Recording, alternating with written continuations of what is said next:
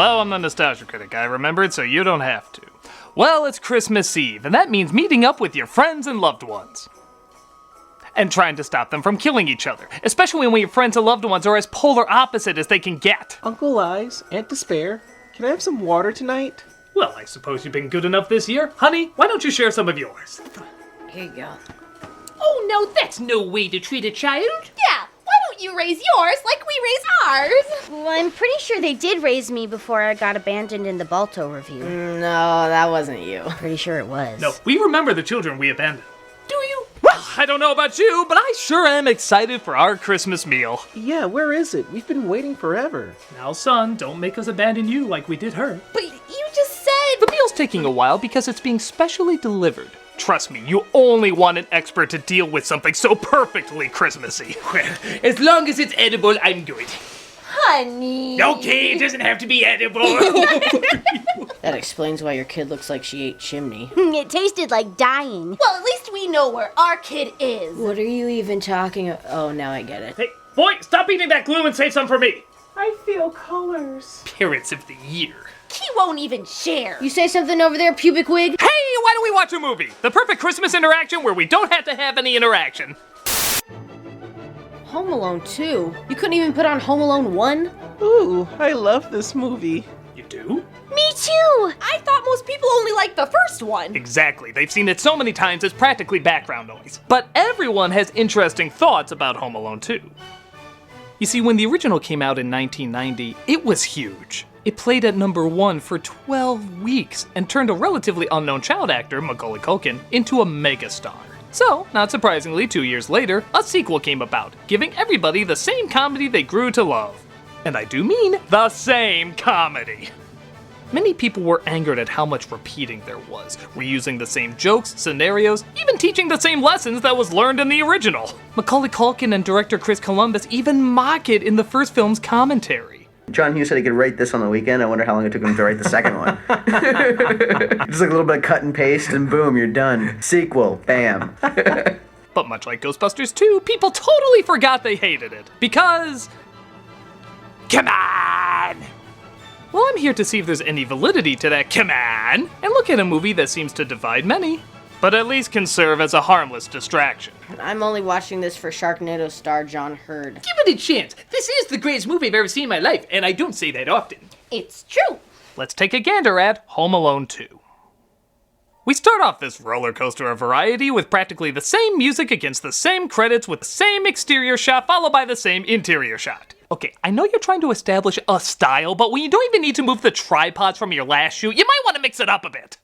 Hopefully everyone's character traits are repeated too. Hey, easy on the fluids, pal. Now you can be a skag with a slightly darker shade of skin. You'd better not wreck my trip, you little sourpuss. Your dad's paying good money for it. And you know what? If I had my own money, I'd go on my own vacation.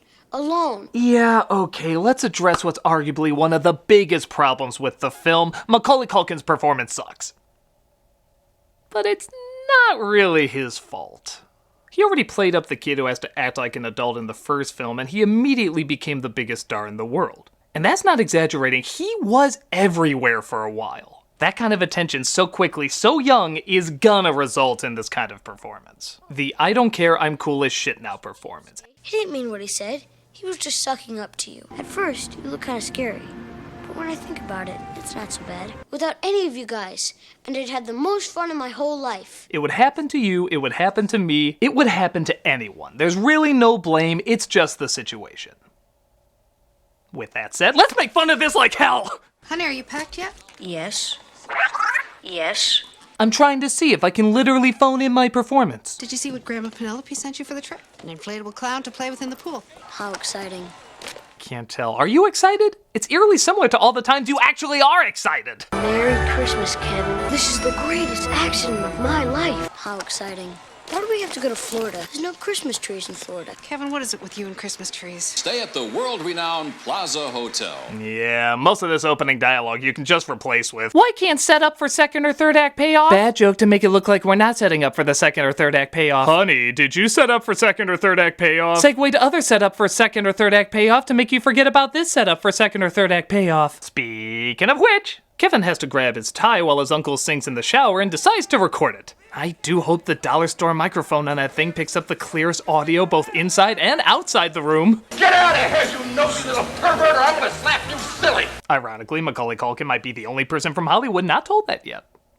He performs at a Christmas pageant with his brother Buzz, who proceeds to make fun of him.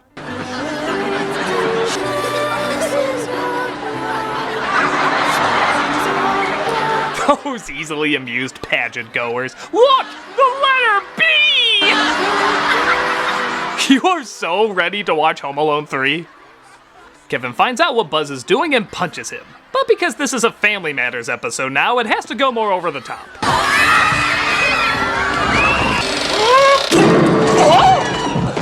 Did I do that? Funny enough, this reveals that the only character in this sequel that's strangely evolved is Buzz. I know that sounds strange seeing how bullies are always the most underdeveloped characters, but he legitimately grows as a character. He's still a bully, but now he knows how to manipulate, his vocabulary shot up, and he seems wittier and funnier. My prank was immature and ill-timed. Merry Christmas indeed. What a troubled young man. The only downgrade is, when he is mean, his wordage is a lot more, Disney Channel. Beat that, you little trout sniffer. Ooh, trout sniffer. That's much more intimidating then. If you're growing on my ass. But hey, if you're not a fan of how the language in this one's more cleaned up than the last one, don't worry. There's plenty of more shit repeated from the first film. If I had my own money, I'd go on my own vacation. Alone.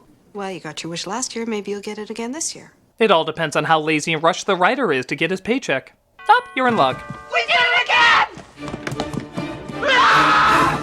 You hear that wall we're randomly screaming at? Ugh! Speed up the film, play Williams' Nutcracker music again, rinse, repeat, water down. This time Kevin makes it at least as far as the airport with his family, but they get separated and Kevin gets on the wrong plane. We have to close up here. They're ready to go. He dropped his boarding pass. This plane can't leave. Board him. But make sure he locates his family before you leave him. Well, 9/11 hasn't happened yet, so go ahead. I have some theories on why 9/11 really happened. Really? Oh look, another possibly debatable funny scene! Yeah, watch this over and see if you snicker at something a little odd. Have you ever been to Florida? Où c'est petit ça? Moi je viens de la dire, toi un peu, s'il y a un bon restaurant, seulement peut-être tes parents ils connaissent. Now don't get me wrong, this doesn't seem that funny. Whatever, he looks at the camera because a guy in a different language won't shut up. But realistically, it's the most nonsensical, awkward moment. We know he's supposed to be looking at the audience, but in this situation, there is no audience. So imagine you're talking to me and I suddenly just went...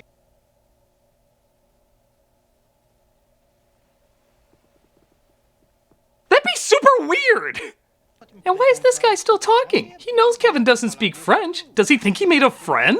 A friend who slowly shades you by looking at the airplane set with more space than any plane ever built? It's actually kind of hilarious, just not at all for the intended reasons. Oh, I just have that feeling. We have everybody. There's nothing to worry about. Yeah, you're right. You're right. We're fine. American Airlines, losing your luggage and your kids. So Kevin, of course, ends up in New York and checks to see where he is. What city is that over there? That's New York, sir. Yikes, I did it again. Anyone else feel like Culkin's blank stares are trying to eat your soul? You taste like innocence. Let's do this shtick again. My family's in Florida and I'm in New York. My family's in Florida? Oh, come on. In the original, he had to really think about it, dealing with the fact that his family was gone, but then think about all the mean things they said to him. Here it just looks like he suddenly thought of his residual check. My family's in Florida and I'm in New York. My family's in Florida? Speaking of money, he uses all the cash in his dad's bag he accidentally took to see New York. He even checks out sites that are, uncomfortable, to say the least. You see, it was all a conspiracy by the Satanists, which is why you can see the face in the smoke. Hey, look, the good feathers! Yep, Kevin passes by a truck the escaped convict snuck into, and their sequel material is much to be scared of. Smell that? Yeah. You know what that is? Fish. It's freedom. No, it's fish. Sorry, Matthew Broderick will master this routine 6 years later. There's no need in trying to top him. We get ourselves a couple of phony passports. We hightail it to some foreign country. Arizona? Oh, I do hope there's more Secretary from Ghostbusters reboot material with him.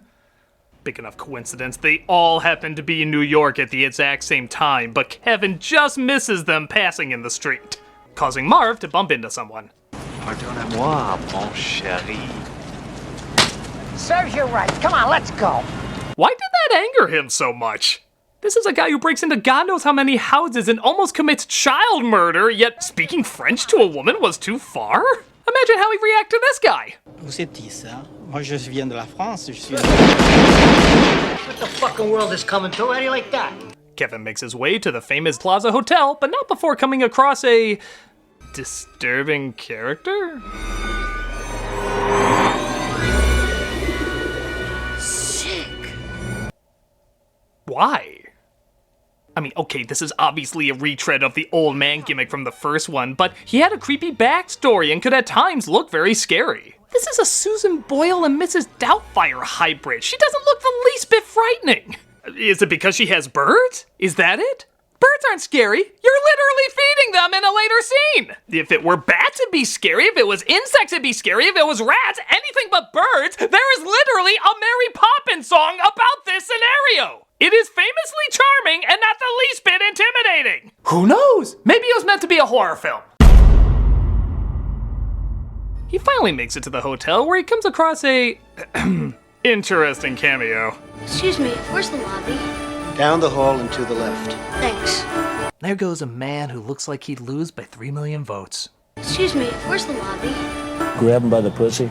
Donald! Auntie, isn't that a man we should be talking about? Nope, there's no reason to talk about him at all. Feel like that guy got into politics. Surely there's no harm in discussing politics over the holidays. I completely agree. I'll start. Tim Curry, save the day! Oh, I love him! Me too! For every 1-star movie he's in, he's the reason he got that 1 star. Tim Curry. We can all agree on him. I'm not kidding. He is once again the best part of the movie. Even teaming in with Rob Schneider can't distract how awesome he is. He plays the concierge who suspects Kevin of suckering them with a stolen card and phony story. Mostly because their operators are idiots. Like a hotel room, please, with an extra large bed, a TV, and one of those little refrigerators you have to open with a key. To be fair, that slowed-down voice would work a lot better if he just added 2 words. Howdy do. This is Peter McAllister. I'm drunk. See? Suddenly it seems plausible.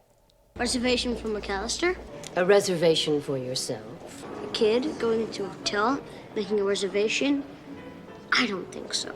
It's that thing he said in the last movie. Did you get that? Did you get that? Give me his credit card so I won't get into mischief. And ma'am, sometimes I do get into mischief. We all do. It of course works, and Kevin enjoys all the perks of luxury. Jingle bell, jingle bell. By the way, show of hands, how many people when they hear this song instantly think of Kevin in swim trunks? Yeah, me too. Stupid movie. Get the film credit that even Rob Schneider gets a few decent laughs, mostly involving a misunderstanding about tipping. I'm sorry, you wanted a tip. I still have some tip left over. No tip? Okay. No. Wait. That could make like 5 of my movies! Yep, we're even doing this bit again. It's me, Johnny. I could smell you getting off the elevator. All anybody seems to watch in these movies are these films, The Grinch and Foreign, It's a Wonderful Life. I'd say branch out movie, but why start now? I was singing at the Blue Monkey last night. You was here. And you was smooching with my brother. Actually, a part of me wishes I could just watch this film series as opposed to these Home Alones. Somebody crowdfund to get these movies made. We gotta see them in their entirety. I believe you. But my Tommy gun don't. You're the only duck in my pond. Get down on your knees and tell me you love me. Whoa, family friendly my ass! He mows down Harley Quinn in a bullet-filled bloodbath. But don't worry, parents, he didn't swear while doing it.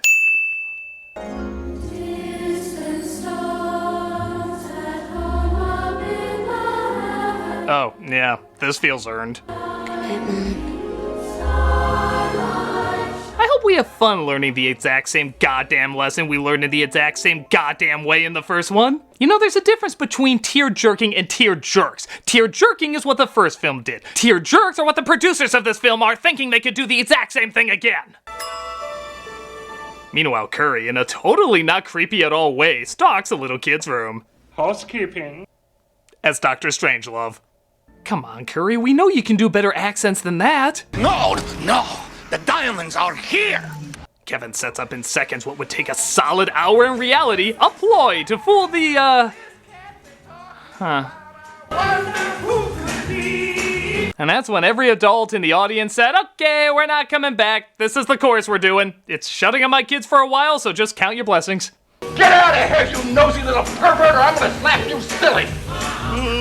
You all better get the irony that I'm frightened by a clown. The next morning, Curry tries to apologize for his actions. Is my transportation here? Out in front, sir. A limousine and a pizza. Okay, can we just do a count of every average word made amazing by Tim Curry's weird pronunciations? Pizza. Pizza. Pizza. Oh, Tim, I love you and your Tim Charisma. I do hope your father understands that I was simply checking the room. If some guy looked at you in the shower, would you ever want to see him again? You clearly haven't watched my other movies. Bye. Have a lovely day. I will also give credit that this film has the greatest looking cheese pizza in movie history. Mr. McAllister, here's your very own cheese pizza. Wow, I don't even know where I got this. I just wanted a cheese pizza so bad I somehow made it happen. Can you share? Okay, you three will get the pizza, they'll get the box. Ha! Suckers!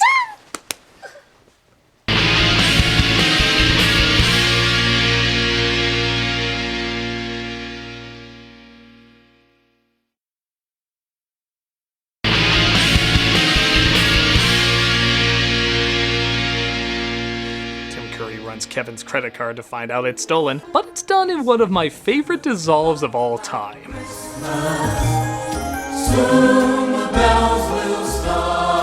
Admit it, that was a much more satisfying live-action Grinch than anything Ron Howard gave us.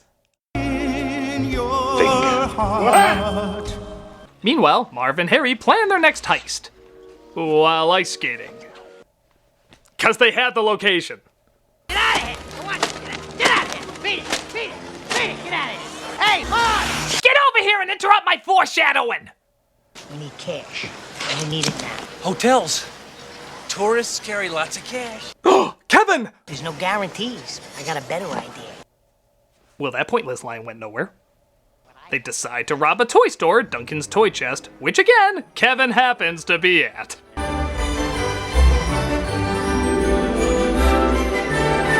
Yeah, enjoy the economies that could keep a place like that open. You got a few years left. He ends up talking to the owner of the store, the Schmucker's brand jelly guy. He's unaware at the moment, though, that he is actually the owner. My, where did you get all that money? In that store? I imagine everybody has that kind of money. He tells Kevin that a lot of the profits will go to a children's hospital on Christmas Eve, so Kevin makes a donation. I'm not supposed to spend this money, but I have $20 from shoveling snow in a jar in our garage, so you can give this to Mr. Duncan. The hospital needs it more than I do. Aw, well that's quite a sacrifice. After riding your limo from your luxury hotel on your folks' bank account, $20 I'm sure is a big deal. Why don't you give more? But Mr. Duncan falls for it and gives him a present of 2 turtle doves. One Kevin keeps and one he gives to a friend. Speaking of shticks, guess whose paths cross again? Hiya, pal. Okay, it's already a huge coincidence that not only are they in New York, but they're in roughly the same area. But how many times have they accidentally bumped into each other? 3 times in New York City! Hell, even when you plan to meet up, it's impossible half the time! These 3 have better homing powers than the Keymaster and the Gatekeeper! Ooh, you didn't put the hands on the cheeks. Restrained. He runs away from them and uses that valuable time not locating a cop, but instead putting beads on a sidewalk. Because he's supposed to be a smart kid, remember? Yes! Not! I don't know. 90s. We only said those 2 things. We were pretty dumb. Tim Curry puts on his best Cheshire cat preparing to eat Alice's face as he confronts Kevin's lies. What's the matter? Matter. What? Store wouldn't take your stolen credit card. Let's see what the police have to say about this. Yes! Police! There are 2 criminals chasing me. I could use the protection. Run away. I don't want to get grounded. Little idiot. Well, we just had one unfunny pratfall. Let's shake things up with another unfunny pratfall. You little show of emotion. This looks like a job for 1940s audio off of the clearest speakers on a 10-inch TV. Hold it right there. You was here last night, too, wasn't you? Yes, sir? And you was smooching with my brother. I love this one look he gives like, did I? No, that was another hotel. You've been spooching with everybody. Snuffy, Al, Leo, little Mo with the gimpy leg.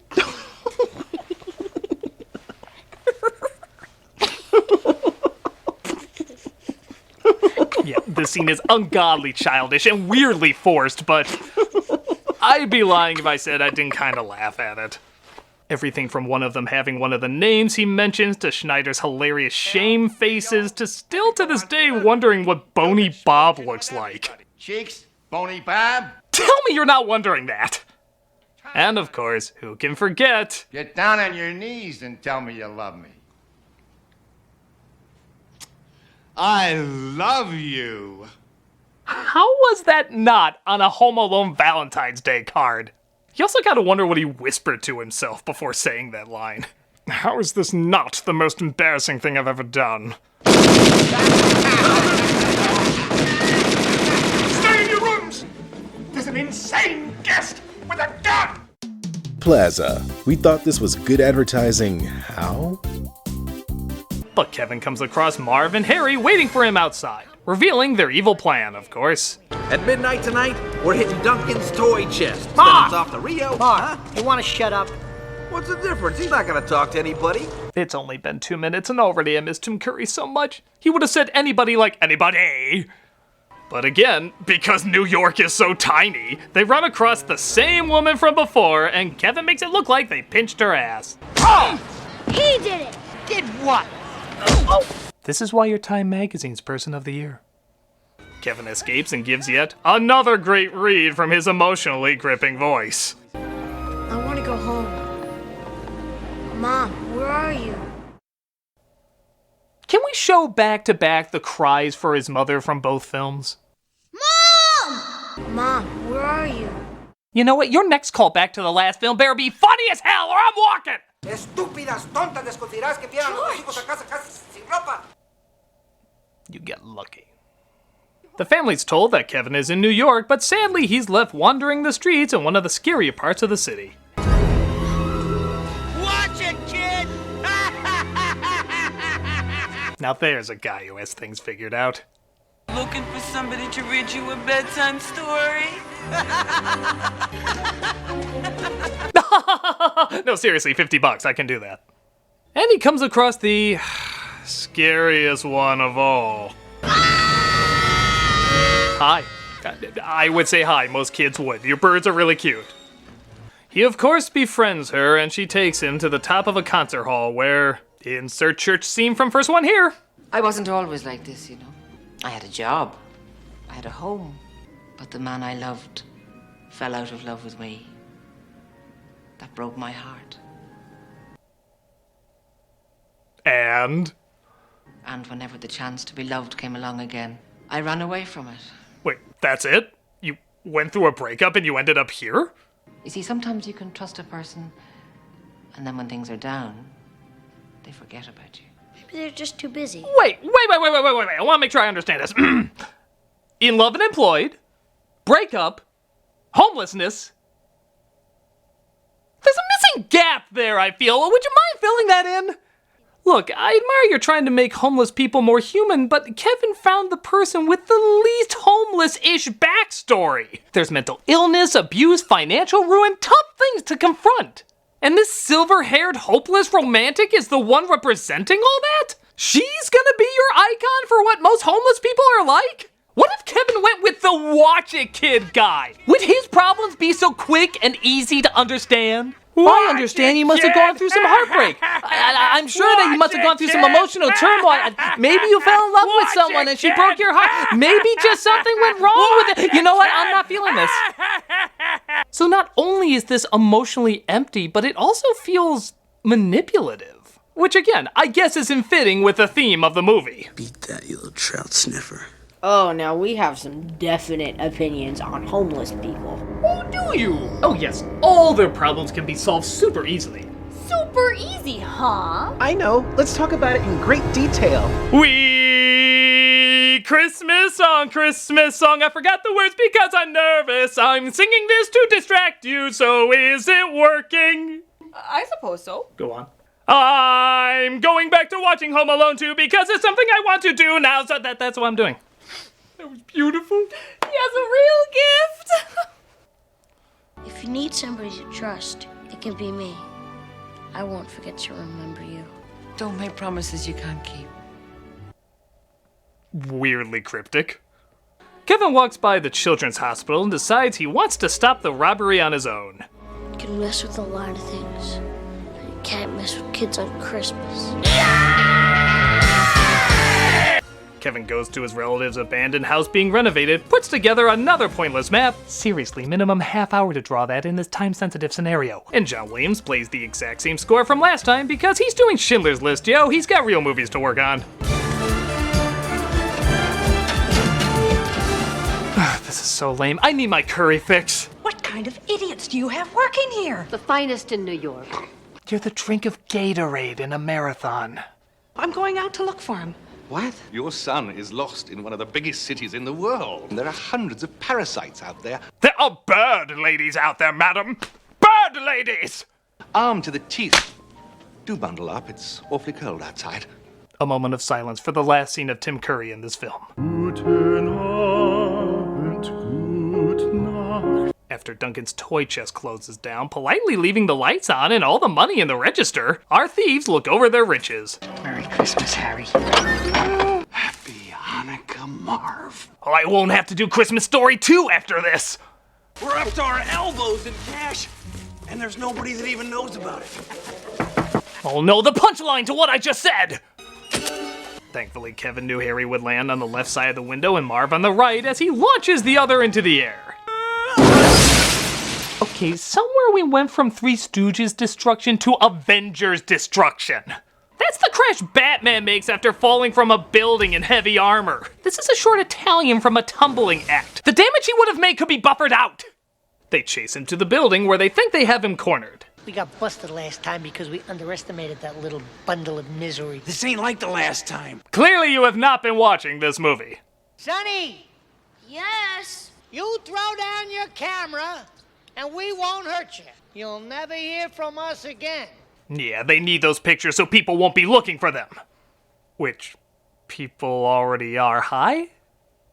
And in keeping with the earlier TV scene, we get yet another incredibly lazy, yet somehow weirdly funny moment. Okay, kid. Give it to me. Here we go. Let's do it. The first big home trap in Home Alone 2.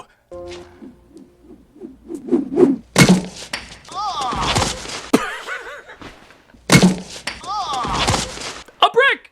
That's our first big trap! A blatant, blunt, brutal brick! No turning wheels or strings or anything complicated, it's just a brick. But to make things even stranger, he does it again. And again. And again. It's almost like a troll joke. Home Alone 2, the genius trap setups. It's like the best thing these films are known for. And we just watch a guy get hit with a brick for like 2 or 3 minutes. I'm sorry, I know it's dumb, but it's ingeniously dumb. After that, it goes the course you'd pretty much suspect. They both try different ways to get in and are met with a bunch of traps. Some are okay, some are lame. They're hit and miss, to say the least. But even God gets sick of Kevin's shit and gives him a bit of his own medicine. You may have won the battle, little dude, but you lost the war. The Home Alone sequel's in a nutshell. So, what, they're gonna make him go through the goofy traps like they said they would in the last one? Jesus Christ, he has a gun! Shit just got real! I never made it to 6th grade, kid. It doesn't look like you're gonna either. Okay, if this was a Scorsese film, he'd be on his 5th bullet. Kevin, run! Catch me, Lucky Charms, assholes!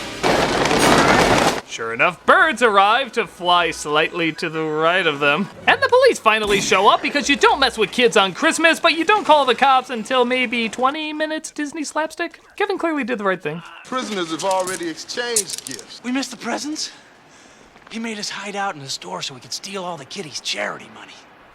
What an out-of-nowhere confession, even for a dumb person to make. Kevin's mom continues to search the city when she finally gets the idea of where he would be. Where no one else would be on Christmas Eve. Here's a fun game. Try to count how many times you actually believe what he's saying. I want to take back every mean thing I ever said to my family. Even if they don't take back the things that they said. I don't care. I'll love all of them. If it isn't possible, I can see all of them. Can I just see my mother? I'll never want another thing as long as I live. Too much emotion. Too much emotion. I just want my mother. Sometime, anytime. Even if it's just once and only for a couple minutes. Whew! What a roller coaster. I sure hope he finds that blue fairy. What's that? He's not the emotionless robot from AI? Ooh, that sucked. The mother finds him, though, and takes him back to the hotel. The reunion is so underwhelming, they literally sleep through it. Yeah, next shot. They're all asleep. Remember how good everybody felt when they all reunited in the first one?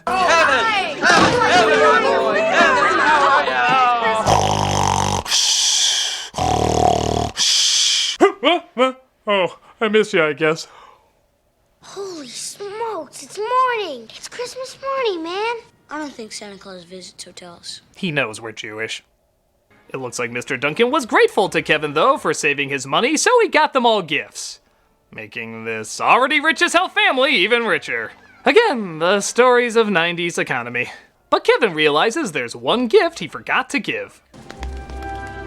As long as we each have a turtle dove, we'll be friends forever. Oh, great. Like I don't have enough friggin' birds! Thank you. I won't forget you. Trust me. Don't make promises you can't keep. Aw, jeez, lady! And because we haven't first movied enough. Kevin! You spent $967 on road service! Oh, would you like to join us at our hotel? Oh, never mind. Merry Christmas! Enjoy the freezing cold! I'm sorry, I still have some thoughts on that whole homeless thing. As do I. Well, maybe we have some things to say about that, too. Yeah! That'll be the food! Stay here in total uncomfortable silence until I get back. We can do that. It's like our Fridays. We do that at home. Santa Claus! Santa Claus! Here's your Christmas tree. Thank you. Well, aren't you going to invite me in for dinner? You don't want to be a part of this. I believe you. Flee this gingerbread house of angst. Ho ho. And that's what I think we should do with homeless people. Every single one of them. Oh god, I'm too late. Well, we disagree quite hard on that. Okay, who's ready for some amazing food? Yeah! Those homeless folk need to get a job! What? I mean, if we just keep giving everything to them, they're never gonna get back on their feet. We need stricter laws! Really? Well, I completely disagree. These people have gotten the worst life has to offer. Yeah, and we should give them as much support and care as possible. Really? Well, I guess we'll just have to agree to disagree. Agreed. Why be adults if we can't accept our differences? Aunt Despair, is this the thing you're always trying to teach me called acceptance? Yes, it is, sweetheart. And those people across the table seem to be pretty good at it. Thank you. Really? I'm hungry. Me too. What you got to eat there, Critic? Oh, well, since this wasn't quite the nuclear explosion I thought it would be, I guess we can go ahead and eat. This is my favorite meal to have this time of year. Oh, we're all so excited. Yeah, Christmas crunch. Huh? You brought cereal as the main course? Dude, it's not just cereal, it's Christmas crunch. It's the greatest Christmas cereal ever made. Never been a fan of it myself. What? Yeah, I'll eat anything, but I stay far away from Christmas crunch. Oh, yeah. You're joking. I always found it to be a generic offshoot.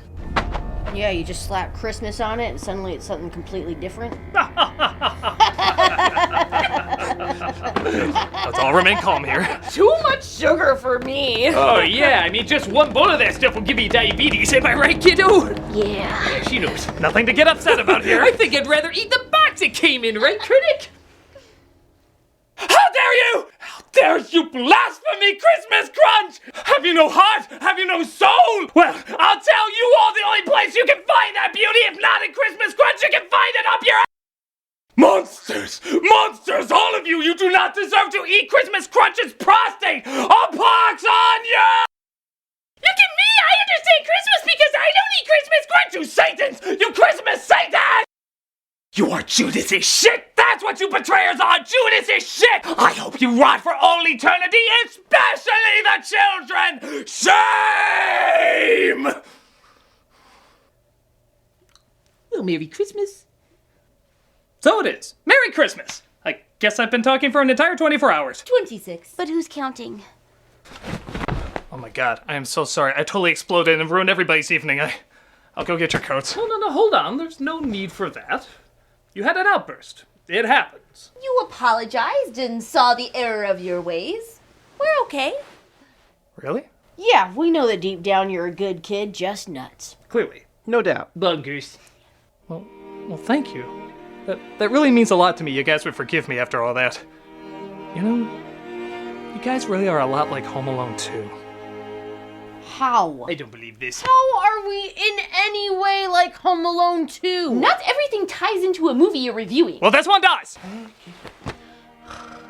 It is annoying, predictable, and not always giving its all, but it surprises you sometimes. There's still moments that make you glad you saw it, and though they're not there all the time, those moments do go a long way. It pisses me off to no end in many respects, yet I also find myself coming back to it every year. Like a strange comfort food that doesn't taste good, but it's still cozy and familiar. Oh, you mean like Christmas crunch? I do not, that is delicious. Okay. The film has too many flaws to count, but that's also part of what makes it kind of fun. Just how phoned in parts of it are mixed in with new elements that are legitimately good. I know it's a weird way to explain it, but the feelings many people have for it are weird too, including my own. It's not always good, but it's harmless and familiar, mixed with just enough enjoyable moments to make it worth it in the end. I'm the Nostalgia Critic, and people really are kind of like movies. Some you can be around, some you can't, but they're always worth a shot. Happy holidays, and enjoy your Christmas feast. On second thought, we have been up for 24 hours. What do you say we take a nap? Sounds good. Shut that door.